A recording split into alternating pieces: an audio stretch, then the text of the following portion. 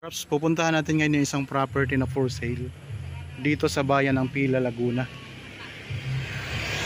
Ito po ay katabi lang mismo ng simentadong kalsada mga kapraps, main barangay road. Yan. Ito na po ang property mga kapraps. Yan po ang frontage nito.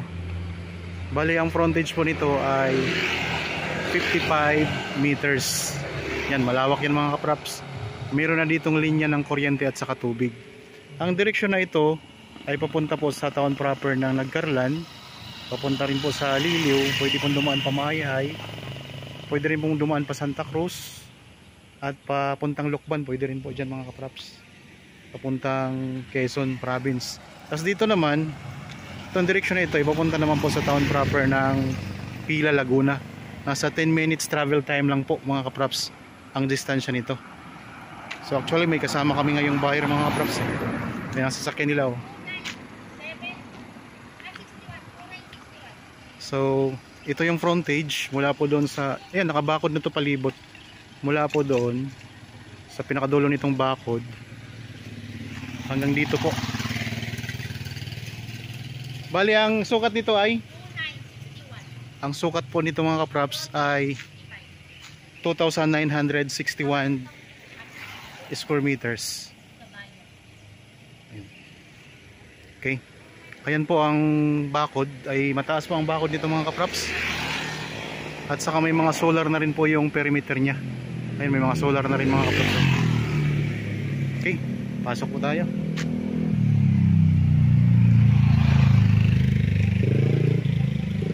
Yan, may gate po kayo na nasa 4 meters ang lapad.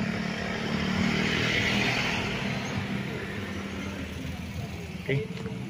Ito na po ang loob ng property mga kapraps. Ganda. May mga tanim sa loob. Yan, may mga puno ng avocado, may puno ng mangga. Actually mga kapraps, may kasama kami ngayong buyer, sabi ko kanina. Ayan po sila. Daming mga tanim na lansones mga kapraps. May mga tanim din siya na na santol. Tapos mga rambutan. May guyabano, mayroong avocado, ayan avocado mga kapraps. Patag na patag ang lupa at saka ang kagandahan nito ay palibot na po ng sementadong bakod at mataas po ang bakod dito mga kapraps. Ano? Tingnan nyo, ang taas ng bakod. So ayan ang buyer namin mga kapraps, nakasama. Tabing-tabi ng kalsada at saka may kasamang dalawang kubo. Mayroon na ring CR at shower room. May heater na mga kapraps. Sari-sari po ang prutas na tanim dito. May mga mangga, may mga niyog din po. Pwede po ito sa rest house o kaya pwedeng gawing game farm. Dito sa gilid meron din siyang kubo dito na maliit. Tapos may kawayan din mga kapraps na tanim sa loob oh.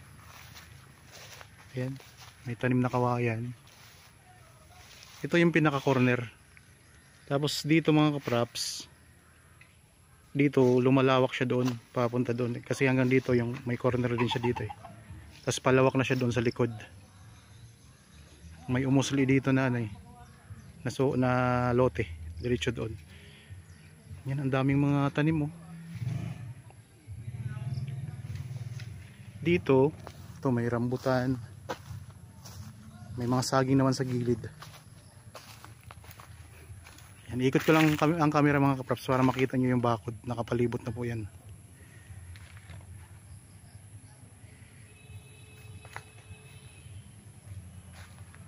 Lapit lang dito sa town proper, nasa 10 minuto lang po. Nasa town proper ka na ng Pila, Laguna.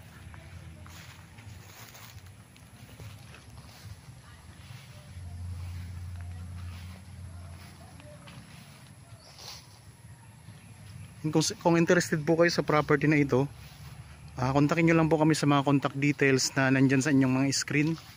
Meron po tayong Viber, Facebook Messenger, cellphone number, WhatsApp. So pwede kayo mag-chat o kayo tumawag sa amin. Ang presyo nito ay makikita nyo sa description box at sa title itong video. Yan dito mga kaprops. So meron ditong dito yung corner naman. Tapos meron siyang malawak pa papunta doon sa dulo.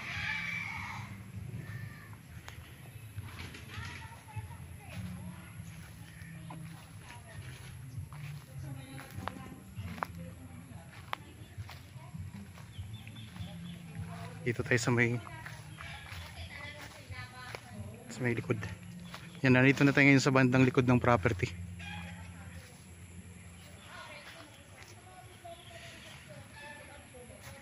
May mga tanim na kamuting kahoy mga kaprops.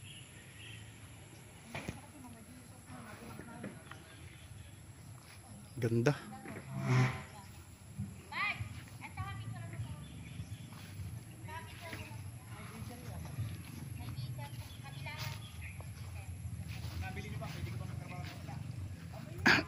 Tingnan natin to ano. Yan, may kubo, dalawang kubo siya. Tapos doon kanina may kubo din doon. Tapos tingnan natin, meron silang CR dito mga kaprops. May shower area. Yan. CR lang pala ito.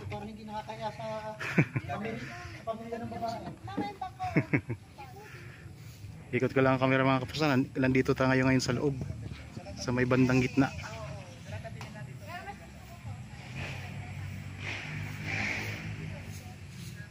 Palibot ng bakod yan mga kaprops. Tara, tingnan natin ang CR nila. 29 ano to sir? 2961 square meters. Yan, ito yung comfort room. Ating buksan ang ilaw. Yan. Malawak po ang, may CR na siya mga kaprops dito sa loob ng property.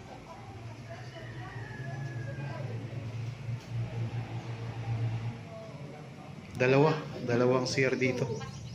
Inabot na ako na isang mundo yung bakit lang ito. Dito, ito yung CR na mayroong heater. Yung shower room. May shower room yung heater. May heater yung shower room nila.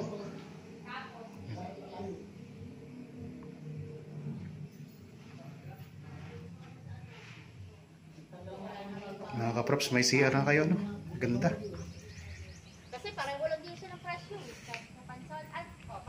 Ito yung mga kubo na kasama. Oo. Yun, maliit lang. Konti, bakulan mo.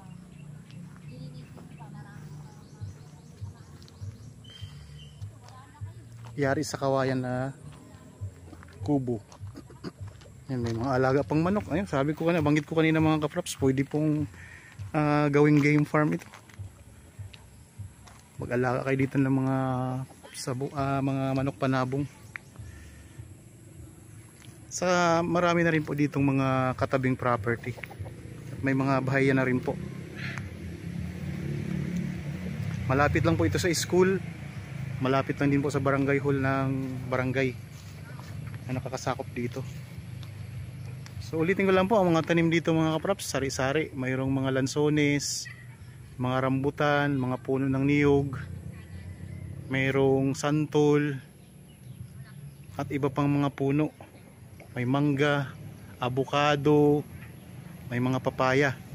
At ang pinakamaganda, ayan mga kaprops, meron kayong gate na nasa 4 meters ang lapad. Tapos po, hindi lang pala 4 meters yan, malawak mga 6 meters siguro yan mga kaprops ang lapad yan. Tapos palibot ng bakod, ang palibot ng property, mayroon na ring mga solar na naka-install mga kaprops. May linya na dito ng kuryente, mayroon na ding linya ng tubig. Ang korte ng lupa ay square siya, pero pagdating doon mga kaprops, mayroon pa siyang extension doon na lupa. Square siya pa ganun, tapos doon may extension pa na lupa. Ito lang ang highway, ang mga kaprops, ang kalsada, tingnan niyo. So Nakita niyo naman to kanina eh. Tanggalin nga natin. Ayan. So yun lang kalsada. Ito yung papuntang papuntang town proper ng Pila, Laguna. Pwedeng pa Los Baños, pa San Pablo, papuntang Palawan, papuntang Manila, Calamba. Ayan, pwede dito itong direksyon na ito mga kapas, pwede kayo dito. Tapos dito naman papunta po ito ng Kalumpang, papuntang Nagkarlan, Liliw, Magdalena, Mahayhay, papuntang Lukban. So ang gandang property nito mga kaprops. Ang presyo nito makikita nyo sa description box at sa title nitong video. So balik tayo dito sa loob. Yan, may mga saging po dito mga kaprops sa bandang harapan.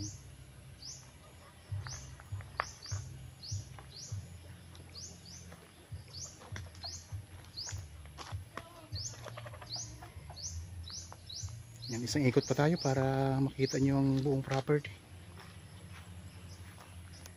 So sa mga nanonood po ngayon, paki-share naman po ng aking mga videos.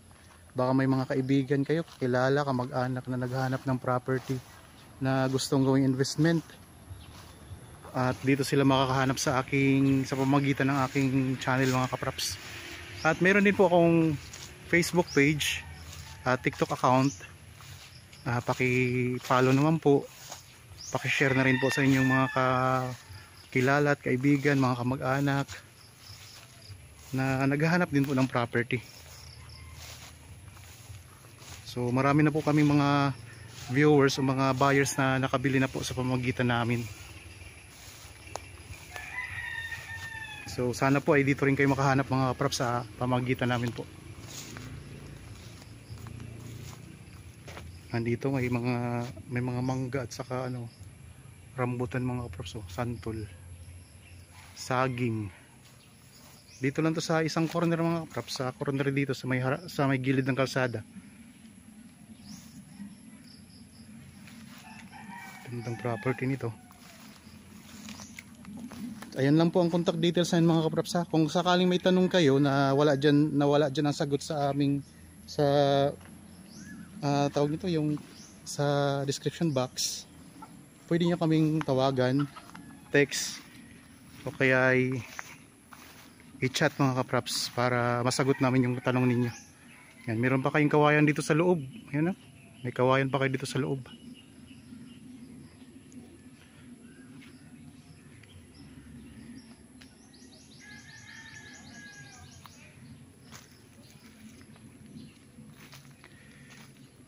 May kalamansi pa kayo dito.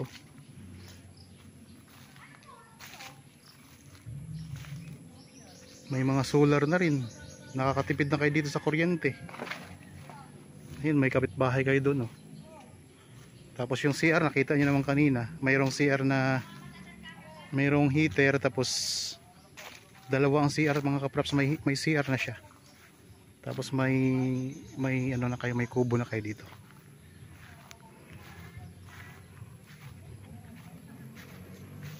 Dito may mga tanim kayo na mga kamuting kahoy Tapos mga saging doon sa dulo. Ito yung pinakalikurang bahagi ng property mga kaprops. Yan, palibot na talaga yun ng bakod. Ayun ang CR. Okay, nalibot na po natin ang property. Sana nagustuhan nyo po ito. Sa mga bago pa lang sa aking channel at napadaan lamang po dito sa aking channel, huwag nyo pong kalimutang mag-subscribe at pindutin na rin po ang notification bell para maging updated kayo sa mga bagong property na i-offer namin. Maraming salamat po, lagi tayong mag-iingat at God bless po sa ating lahat mga kaprops.